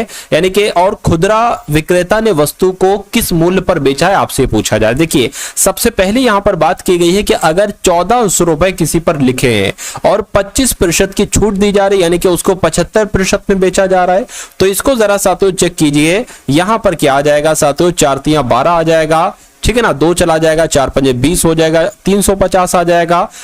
350 की गुणा अगर साथियों 3 से करते हैं तो कितना आ जाएगा साथियों? 1050 आ जाएगा। यानी कि कहने का मतलब यह है कि जब 1400 रुपए की वस्तु को 25% छूट के साथ बेचा जाता है तो वो 1050 की बिकती है। लेकिन कह रहे हैं कि जिसने इसे बेचकर 12% का लाभ अर्जित किया, यानी कि अब जो है ना, अब इस पर साथियों 12% का लाभ लिया जा रहा है, तो इसको 112% में बेचा जा रहा है। तो बस इसको कैलकुलेट कर लो, आपका आंसर आ जाएगा। तो खुदरा विक्रेता ने वस्तु को किस मूल्य पर बेचा है साथियों बता देंगे। 0 से ये 0 कैंसिल हो जाएगा। 5 दूना 10, 5 एकम 5 हो जाएगा, 5 दूना 10 हो जाएगा। 2 से कट करे साथियों 2 पंजे 10, 2 छंग 12, यानी कि 21 गुणा 56 की साथियों कर लो। 21 गुणा, ठीक है, 56 गुणा 21 आपने यहां पर कर लिया, यहां पर आ जाएगा 6 दूना 12 आपका आ जाएगा, 5 दूना 10 और आपका 11 आ जाएगा, यानी कि 6 आ गया, 7 आ गया, 1 आ गया। तो मैं कहूंगा साथियों 1176 आपका यहां पर बिल्कुल करेक्ट आंसर हो जाएगा। और जिनका भी आंसर यहां पर ऑप्शन नंबर सी है, मैं कहूंगा बिल्कुल आपका आंसर करेक्ट है। चलिए भाई अब उसके बाद देख लीजिए नेक्स्ट नंबर का सवाल है। ये क्वेश्चन भी साथियों बहुत इंपॉर्टेंट है आपके लिए। चलिए अब यहां पर अगर बात करें कह रहे कि 12 मीटर 15 मीटर 20 मीटर की विमाओं वाले एक कमरे की, यानी कि एक कमरा है साथियों, क्या है? एक कमरा है और उस कमरे की विमाओं की बात चल रही है। 12 15 20 विमाओं वाला एक कमरा है। कहने कि इस कमरे की 4 दीवारों पर 2 मीटर स्क्वायर, क्या साथियों 2 रुपए मीटर प्रति स्क्वायर की दर से पुताई करानी जानी है। तो इसका खर्चा आपसे पूछा जा रहा है कितना आएगा। देखिए सबसे पहले अगर बात करें, हमें यह मालूम होना चाहिए कमरे के चारों दीवारों का क्षेत्रफल क्या होगा। हमको क्या मालूम होना चाहिए कि उस कमरे के चारों दीवारों का, क्या साथियों चारों दीवारों का क्षेत्रफल क्या होगा। तो इसका सूत्र क्या है साथियों, मैं आपको बतला देता हूं, ठीक है। 2 ब्रैकेट में हो जाएगा L + B और गुणा में हो जाएगा H, ये H हो जाएगा ऊंचाई, ये हो जाएगा चौड़ाई, ये हो जाएगा लंबाई। और लंबाई चौड़ाई ऊंचाई यहां पर आपको दे रखी है। तो साथियों क्षेत्रफल तो कमरे के चारों दीवारों का क्षेत्रफल आपको बहुत आसानी से मिल जाएगा। L + B यानी कि 15, 12 गुणा 15 हो जाएगा, 12 + 15 हो जाएगा और गुणा क्या हो जाएगा 20 हो जाएगा। यानी कि ये कितना आ जाएगा साथियों, ये आपका 27 आ जाएगा। और 27 आ जाएगा, 27 दूना कितना हो जाएगा 27 गुणा 2 गुणा 20 आपका ये आ जाएगा। चलिए तो 27 दूना आपका साथियों कितना आ जाएगा, 54 आ जाएगा, ठीक है ना। 54 की गुणा आपको साथियों 2 से कर देनी, 4 दूना 8 आ गया, 5 दूना 10 आ गया और 0 का 0 आ गया। यानी कि मैं कहूंगा 1080 क्या निकलेगा, 1080 पुताई के लिए ये आपका देखिए ये चारों दीवारों का क्षेत्रफल निकलेगा। आप कह रहे हैं कि अगर 1 मीटर पर 2 रुपए का खर्चा आता है तो 1000 ये यहां पर 1080 मीटर है, ठीक है, क्षेत्रफल। तो इसका कह रहे हैं कि इसका पुताई का खर्च कितना आएगा, तो साथियों 1080 मीटर पर पुताई करना है, ठीक है, और 2 रुपए हर मीटर के लिए ले रहे हैं तो कितना खर्चा आएगा, इसकी गुणा कर दो, 0 आ गया, 8 दूना 16 आ गया, 2 एकम 2 आ गया। मैं कहूंगा 2160 का खर्चा आएगा और 2160 कौन से ऑप्शन में है, ऑप्शन नंबर डी वाले में है। तो जिनका भी आंसर साथियों यहां पर ऑप्शन नंबर डी है, मैं कहूंगा आंसर आपका यहां पर बिल्कुल करेक्ट हो जाएगा। चलिए भाई अब उसके बाद देख लीजिए नेक्स्ट नंबर का सवाल है आपकी स्क्रीन पर, देखिए और बताइए कि इस सवाल का जवाब आपका यहां पर किस ऑप्शन के साथ जा सकता है और क्या आपका राइट आंसर हो सकता है। चलिए तो यहां पर अगर साथियों हम लोग बात करेंगे स्थान ए से स्थान बी के ट्रेन और बस के किराए का अनुपात। देखिए 2 जगह है, एक स्थान ए से स्थान बी तक है। अगर साथियों यहां पर ट्रेन की बात चल रही है और बस की बात चल रही है, यानी कि ट्रेन और बस के किराए का अनुपात, यानी कि अगर साथियों ट्रेन का खर्चा 3 है तो साथियों बस का खर्चा 5 है।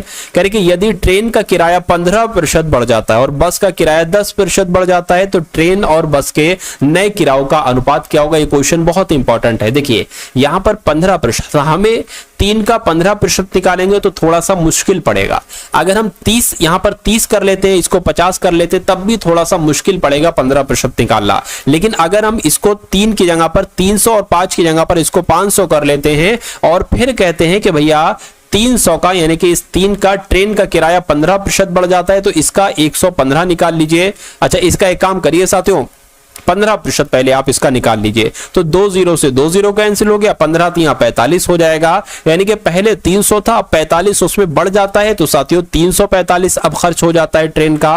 और कहने के बस का किराया 10% बढ़ जाता है तो 500 का 10% कितना होगा, 50 होगा, यानी कि 550 हो जाएगा। तो कहने के इनका अनुपात आपसे पूछा जा रहा है। अरे भाई वही तो कह रहे, तो ट्रेन का और बस के नए किराए का अनुपात, तो यहां से 5 से साथियों इसको कैंसिल कर लीजिए, 5 सत्ते 5 कितना हो जाएगा, 30 हो जाएगा, 4 बचेगा, 5 टीम आपका 45 हो जाएगा और ये 5 एकम 5 5 एकम 5 0 आ जाएगा, यानी कि 69/110 ये आपका राइट आंसर हो जाएगा। और अब इस साथियों सिंप्लीफिकेशन के क्वेश्चन को एक बार देख लीजिए। कह रहे कि 2 भाग ब्रैकेट में -6 ब्रैकेट ऑफ भाग 2 गुणा 3 ब्रैकेट ऑफ गुणा 3 -1। अब इसको साथियों आपको सॉल्व करना है। देखिए सबसे पहले यहां पर आपको भाग दिख रहा है ना, तो जब अगर -6 भाग 2, इसको साथियों भाग 2 ऐसे कर सकते हैं, 3 एकम 3 3 2 3 कितना हो गया, 6 हो गया। तो इस पूरे की जगह पर साथियों मैं क्या लिख सकता हूं, -3 लिख सकता हूं, बिल्कुल -3 गुणा 3। इतनी बात क्लियर है, बिल्कुल क्लियर है। अब देखिए साथियों अब यहां पर क्या हो जाएगी, ये 3 3 9 हो जाएगा, बिल्कुल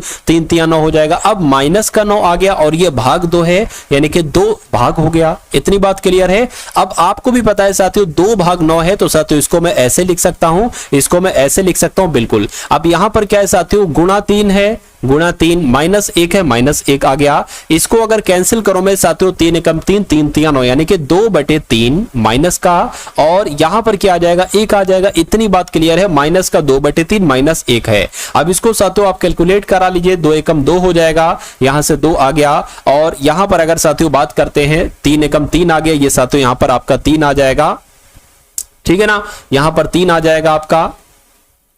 चलिए और बटे में साथियों क्या हो जाएगी, ये 3 माइनस का, ये 3 माइनस का हो जाएगा। लेकिन यहां पर एक बात आप क्लियर करिएगा, ये 3 की गुणा इस माइनस के 1 से होगी, माइनस के 3 की गुणा तो ये प्लस में बदल जाएगा, लेकिन ये तो साथियों माइनस का ही रहेगा, -3। ठीक है, तो यहां पर क्या आ जाएगा, 5/3 आ जाएगा। इसको हम माइनस का कह सकते हैं। तो 5/3 आंसर होना चाहिए, लेकिन -5/3 आंसर नहीं है। तो इसको साथियों हम ऐसे भी कर सकते हैं, 3 यहां पर आ गया, ठीक है, 3 एकम 3 हो गया, बचा 2 यहां पर, यानी कि 1 सही 2/3 आपका आंसर हो जाएगा। लेकिन माइनस का 1 सही 2/3, तो माइनस का 1 सही 2/3 कहां पर लिखा हुआ है, ऑप्शन नंबर बी में लिखा हुआ है, सॉरी ऑप्शन नंबर सी में लिखा हुआ है। तो ये आपका बिल्कुल करेक्ट आंसर हो जाएगा। उसके बाद देख लीजिए नेक्स्ट नंबर का साथियों सवाल है आपकी स्क्रीन पर। देखिए इस सवाल को और मुझे बता दीजिए कि आपका राइट आंसर यहां पर क्या होगा। ठीक है ना। देखिए साथियों, क्वेश्चंस की जब हम बात करते हैं तो क्वेश्चन को आपको बहुत अच्छे तरीके से समझना होता है और साथियों क्वेश्चंस को बहुत अच्छे तरीके से समझकर उसका जवाब देना होता है। पहले आप क्या करिए साथियों, क्वेश्चन की ज्यादा से ज्यादा आप प्रैक्टिस कर लीजिए और यहाँ पर डेली आपकी साथियों प्रैक्टिस भी करवाई जा रही है और जो एक्सपेक्टेड क्वेश्चन आपके बनते हैं वो भी आपको दिए जा रहे हैं, ठीक है ना। तो सब कुछ साथियों कंप्लीट आपकी तैयारी करवाई जा रही, चाहे वो मैथ हो, चाहे रीजनिंग हो, चाहे साथियों जीके जीएस हो या चाहे हिंदी हो, सब कुछ करंट अफेयर की भी। अब इस सवाल को हम लोग देख लेते हैं साथियों करके, एक सौदे में प्रतिशत लाभ क्रय मूल्य से 70% के बराबर। बहुत आराम से समझिएगा। देखिए क्या कहा गया है, कह रहे कि एक सौदा हुआ है जिसमें जो लाभ है ना, लाभ ये क्रय मूल्य के 70% के बराबर है। तो अगर मान लीजिए क्रय मूल्य यानी कि कॉस्ट प्राइस अगर 100 है, ठीक है, और लाभ कितना बताया गया है, क्रय मूल्य अगर 100 है तो लाभ साथियों 70% बताया गया है। तो मैं कह सकता हूं सेलिंग प्राइस क्या हो जाएगी, यानी कि विक्रय मूल्य क्या हो जाएगा, 170 हो जाएगा। जाहिर सी बात है, ठीक है ना। यानी कि साथियों आपका क्रय मूल्य अगर 100 है, लाभ अगर 70 है तो विक्रय मूल्य क्या हो जाएगा, 140 हो जाएगा। इतनी बात साथियों क्लियर है, बिल्कुल क्लियर है। अब यहां पर आप देखिए कह रहे कि यदि बाद में क्रय मूल्य 40% बढ़ जाता है, यानी कि क्रय मूल्य पहले तो 100 था लेकिन 40% बढ़ जाएगा तो ये साथियों 140 हो जाएगा, लेकिन विक्रय मूल्य समान रहता है। यानी कि विक्रय मूल्य ये जो 170 है ना, ये 170 रहता है, क्रय मूल्य को बढ़ा दिया जाता है। तो लाभ कितना होगा, तो लाभ की अगर बात करें साथियों, यहां पर आप देख पा रहे हैं 170 में से 140 जाएगा, कितना लाभ हुआ है, तो मैं कहूंगा साथियों एक तरीके से 30 बड़ा है, ठीक है ना। अरे भाई 50 60 70 30 बड़ा है, ठीक है। तो 30 को प्रतिशत में बदल लीजिए, 140 नीचे आ जाएगा, इस जीरो से आपका ये जीरो कैंसिल हो जाएगा, ये 50 आ जाएगा, ये 7 आ जाएगा, यानी कि 3 पंजे कितना हो जाएगा 15, 150 बटे ये 7 आपका आ गया। इसको कैलकुलेट कर लीजिए, 7 दूना 14 हो गया, ठीक, एक जाएगा, 7 एकम 7 हो गया, 3 बचेगा, पॉइंट लगाए, 0 बढ़े, 7 चौक 28 हो गए। यानी कि मैं कह सकता हूं 21.4, क्या 21.4, और अगर और इसको कट करे साथियों तो यहां पर 3 आ जाएगा, ठीक है ना। यहां पर क्या आ जाएगा साथियों 3 आ जाएगा। तो अब आपसे कहा यह गया था कि तो दोनों प्रतिशत लाभों का अंतर क्या होगा। पहला लाभ क्या था, पहला लाभ 70% था, दूसरा लाभ क्या है 21.43% है। तो दोनों का अंतर करा लीजिए, यानी कि 70 में से 21.43 को साथियों घटा दीजिए, क्या दिक्कत है, कोई दिक्कत नहीं है साथियों। कितना बचेगा, 10 में से 3 जाएगा 7 बचेगा, 9 में से 4 जाएगा साथियों, ये आपका 5 बच जाएगा। और यहां अब पता क्या हो जाए, ये 69 अब हो गया, एक ले लिया है ना, तो साथियों यहां पर 9 में से 1 जाएगा, 8 बचेगा, और 6 में से यहां पर साथियों 4 जाएगा। मैं कहूंगा 48.57 आपका बिल्कुल करेक्ट आंसर हो जाएगी। अच्छा क्वेश्चन था, अच्छा कॉन्सेप्ट था इसका। तो इस प्रकार आंसर आपका जो जाएगा वो किस ऑप्शन के साथ जाएगा साथियों, ऑप्शन नंबर सी के साथ जाएगा। चलिए भाई अब उसके बाद देख लीजिए नेक्स्ट नंबर का सवाल है। देखिए सवाल को और बताइए कि आपका राइट आंसर यहां पर किस ऑप्शन के साथ जा सकता है। कह रहे कि एक दुकानदार एक रेफ्रिजरेटर के अंकित मूल्य पर 12% की शुरुआती छूट देता है, रियासती मूल्य पर 17% की छूट देता है। यदि अंकित विक्रय मूल्य 21,912 है, ठीक है ना, 21,912 है, तो अंकित मूल्य, ठीक है, अंकित मूल्य ज्ञात कीजिए। अंकित मूल्य आपसे पूछा जा रहा है। देखिए मान लीजिए अंकित मूल्य x है, ठीक है। अब इस x मूल्य पर मान लीजिए अंकित मूल्य x है, इस पर 2 छूटें दी जाती है। एक तो 12% की जब छूट दी जाएगी, यानी कि इसको 88% में बेचा जाएगा। उसके बाद एक छूट और दी जा रही है 17% की, यानी कि इसको 83% में बेचा जाएगा। जब ये 2 छूटें दी जाती हैं तो इसका मूल्य कितना हो जाता है, 21,912 हो जाता है। ये पूरा सवाल में साथियों कहा गया है। तो आपको अंकित मूल्य ज्ञात करना है, यानी कि साथियों आपको x का मान ज्ञात करना है। x का मान आप ज्ञात कर लोगे, आपका आंसर आ जाएगा बहुत आराम से, ठीक है। 29,912 यहां पर, सॉरी 21,912 यहां पर लिख दिया, ठीक है। अब इसको जरा कट कर लो, 4 दूना 8, 4 दूना 8, इसको कट करोगे तो साथियों ये 25 आ जाएगा। यानी कि एक काम आप ये करते हो, x बराबर साथियों 21,912 गुणा ये 25 की गुणा इससे हो जाएगी, 25 आ गया, और 100 की भी गुणा भी सही इससे हो जाएगी। बटे में आपका क्या आ जाएगा, बटे में आपका आ जाएगा 22 गुणा 83, क्या आ जाएगा 22 गुणा 83 आ जाएगी। इतनी बात क्लियर है, बिल्कुल क्लियर है। अब एक काम करिए साथियों, इसको थोड़ा सा मैं जगह बनाता हूं। देखिए 2 एकम 2, 2 एकम 2, 2 एकम 2 0 आएगा, 2 नीम 18, 2 पंजे 10, 2 छंग 12 हो गया। इसको अगर 11 से कट करें, 11 एकम 11, ठीक है, 11 नीम कितना हो जाएगा साथियों 99 हो जाएगा। कितना बचेगा, 10 बचेगा, ये 105 हो जाएगा। फिर से 11 नीम 99 हो जाएगा, फिर कितना बचेगा, 6 बचेगा, 66 हो जाएगा, 11 छंग 66 हो जाएगा। यानी कि अब आपके सामने आ गया है 986 गुणा 2500 और भाग में कितना आ जाएगा साथियों 83 आ जाएगा। अब मुझे ऐसा लग रहा है साथियों कि जो 996 है ना ये 83 से कटता है। तो कैसे कटता है साथियों, मैं कहूंगा साथियों अगर हम बात करें 10 से अगर इसकी करें तो 830 हो जाएगा। अगर 83 की 12 से गुणा करते हैं तो कितना आ जाएगा 6, 16 और 8 और 3 आ गया, यानी कि 6 आ गया, 9 आ गया। बिल्कुल साथियों मैं कहूंगा ये 12 बार में कट जाएगा। तो अब आपको साथियों 12 की गुणा 2500 से कराना है, बस आपका आंसर आपके सामने आ जाएगा। 12 की गुणा 2500 से करा लीजिए। तो 12 की गुणा साथियों 2500 में करा लेता हूं, डबल जीरो बाद में जोड़ देंगे, 12 पंजे 60 हो जाएगा, 12 दूना 24 हो जाएगा, 0 आ गया, 9 आ गया, 2 यानी कि 2 जीरो लगा दिया। मैं कहूंगा 29,000 आपका राइट आंसर आ जाएगा। लेकिन 29,000 यहां पर है, यहां पर तो साथियों 29,000 नहीं है। फिर क्या करना है, फिर क्या कोई दिक्कत हो गई है साथियों, क्या हो गया मुझे बताइए। चलिए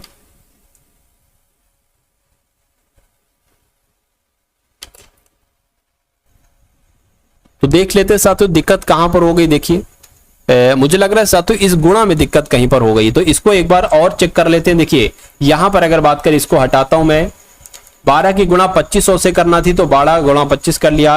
यानी कि अगर बात करते हैं साथियों 5 दूना 10 आपका हो गया, 5 एकम 5 और आपका 6 हो गया। ठीक है, गुणा आपका आ गया, 12 दूना कितना हो गया 24 आ गया, 0 आ गया, ये 10 आ गया। ठीक है, ये 3 आ गया और 2 जीरो, तो 2 जीरो मैंने लगा दिया, यानी कि ये तो 30,000 आ गया। तो 30,000 आपका यहां पर बिल्कुल सही जवाब हो जाएगा। ठीक है ना, तो थोड़ी सी साथियों मिस्टेक हो गई थी, कोई दिक्कत नहीं, उसको सुधार लिया गया है। अब नेक्स्ट नंबर का सवाल आप लोग देखेंगे और बताएंगे कि इस सवाल का जवाब आखिर यहां पर आपका क्या हो सकता है। कहा जा रहा है कि यदि एक गोले का व्यास, मान लीजिए ये एक गोला है और इसका व्यास जो है ना, व्यास वो कितना है, वो 56 सेंटीमीटर है, इसका पृष्ठीय क्षेत्रफल क्या होगा, ये इतनी सी बात आपसे पूछी जा रही है। तो गोले का पृष्ठीय क्षेत्रफल का सूत्र पता क्या होता है, गोले के पृष्ठीय क्षेत्रफल का सूत्र होता है साथियों 4 पाई आर स्क्वायर। तो साथियों 4 की जगह पर 4 आ जाएगा, पाई का मान साथियों 22/7 है, आर कितना है, अब देखिए ये 56 व्यास है, व्यास का आधा होता है, व्यास का आधा साथियों त्रिज्या होता है, तो इसका आधा कितना हो जाएगा साथियों 2 और 8 यानी कि 28 हो जाएगा। तो 28 गुणा 28 आपका यहां पर आ जाएगा, 7 एकम 7, 7 चौक आपका 28 हो जाएगा। 4 की गुणा 22 से करेंगे तो साथियों ये 88 आ जाएगा, और 28 की गुणा जब हम 4 से करेंगे तो साथियों 4 अट्ठे 32 आ जाएगा, 4 दूना 8 11, यानी कि 112 की गुणा आपको 88 से कराना है। बस आपका आंसर आपके सामने आ जाएगा। कोई दिक्कत कोई परेशानी आपको महसूस नहीं होना चाहिए, कोई दिक्कत नहीं, इसकी गुणा करा लेते हैं। 8 दूना 16 हो गया, 8 एकम 8 9 हो गया, 8 एकम 8 हो गया, फिर से यही आ जाएगा 9 6 9 8 आ गया, इसको जोड़ लीजिए साथियों, ये आपका 6 आ गया, ये आपका 15 आ गया। ठीक है ना, ये आपका साथियों 18 आ गया, ये आपका 9, यानी कि 9856 आ रहा है। तो 9856 कौन से ऑप्शन में है, मैं कहूंगा ऑप्शन नंबर ए वाले में है। तो जिनका भी आंसर यहां पर ऑप्शन नंबर ए के साथ है, मैं कहूंगा बिल्कुल करेक्ट आपका आंसर। अब उसके बाद देखिए आज की इस वीडियो का अंतिम क्वेश्चन है, और ये क्वेश्चन बहुत ध्यान से आपको करना है। क्या इस क्वेश्चन की अगर बात करें ना साथियों, बहुत ध्यान से सवाल को करना है, यानी कि दो संख्याओं का अनुपात 5:9 है। ठीक है ना, दो संख्याओं का अनुपात कितना है 5:9 है। यदि उनका महत्तम समावर्तक साथियों कितना है 14 है, ठीक है ना, तो उनका लघुत्तम समावर्तक कितना होगा, इतनी सी बात आपसे यहां पर पूछी जा रही है। देखिए और मुझे बताइए राइट आंसर आपका यहां पर क्या हो सकता है। चलिए भाई देखिए, अगर हम इसको साथियों करें कि अगर हम साथियों अनुपात की महत्तम समावर्तक से गुणा कराते हैं तो दोनों संख्याएं हमें मिल जाती हैं। तो यहां पर अगर बात करें साथियों कैसे संख्याएं हम निकालेंगे, 14 पंजे 70, ये तो साथियों पहली संख्या हो जाएगी। लेकिन अगर हम साथियों 14 गुणा 9 करेंगे तो ये 126 हो जाएगी। तो ये क्या दूसरी संख्या हो जाएगी, मैं कहूंगा बिल्कुल, यानी कि पहली संख्या 126 होना चाहिए। ठीक है, यानी कि मैं कहूंगा पहली संख्या गुणा दूसरी संख्या बराबर HCF, और एलसीएम आपसे पूछा जा रहा है तो ये एलसीएम और ये सूत्र हो जाएगा साथियों 14 एकम 14, 14 पंजे 70 हो जाएगा, यानी कि 126 की गुणा आपको 5 से कराना है। 5 छंग आपका 30 हो जाएगा, 5 दूना 10 और 1 13 हो जाएगा, 5 एकम 5 और 1 6 हो जाएगा, यानी कि 630 साथियों क्या हो जाएगा, ये आपका बिल्कुल करेक्ट आंसर हो जाएगा। और जिनका भी आंसर यहाँ पर 630 के साथ है, मैं कहूंगा आंसर आपका बिल्कुल करेक्ट है भाई, बहुत बढ़िया, वेरी गुड क्लास। तो कैसी लगी साथियों आपको ये क्लास, एक बार कमेंट सेक्शन में जरूर बताइएगा। उसके अलावा साथियों आपके एग्जाम को क्रैक करने के लिए क्या साथियों, आपके एग्जाम को जो आपका 2025 का एग्जाम है, तो मैं कहूंगा साथियों फरवरी 2024 में जो शिफ्ट हुई थी उनका सॉल्यूशन आपको देखना चाहिए, तैयार करना चाहिए, क्योंकि मैक्सिमम पेपर का पोर्शन वहीं से उठाया जाएगा। नए सवाल, लेटेस्ट जो क्वेश्चन है ना, उनको पढ़ने की आप कोशिश करिए। तो साथियों ये पीडीएफ आपको सिर्फ 45 रुपए में दी जा रही है। डिस्क्रिप्शन में लिंक है एसएससी जीडी पीडीएफ करके, उस लिंक पर जब आप क्लिक करेंगे तो आप हमारे व्हाट्सएप पर आ जाएंगे। वहां पर आपको एक क्यूआर कोड दिया जाएगा, उस क्यूआर कोड पर 45 का पेमेंट करके आप इस पीडीएफ को बहुत आराम से प्राप्त कर लेंगे। उसके अलावा साथियों एसएससी जीडी प्लेलिस्ट का लिंक भी डिस्क्रिप्शन में है, तो उस पर जाकर उस पर क्लिक करके साथियों कुछ वीडियोस आप देख सकते हैं। और मैं कहूंगा वो वीडियो साथियों आपके लिए बहुत इंपॉर्टेंट है। क्या है साथियों, वो वीडियोस आपके लिए बहुत इंपॉर्टेंट है। और डिस्क्रिप्शन में साथियों टेलीग्राम ग्रुप है, उसको भी ज्वाइन अवश्य आप लोग कर लीजिएगा। और इस वीडियो को अपने मित्रों के साथ अगर शेयर कर देते हैं तो मुझे बहुत अच्छा लगेगा। तो मिलते हैं हम सभी लोग आने वाली वीडियो में। जय हिंद साथियों।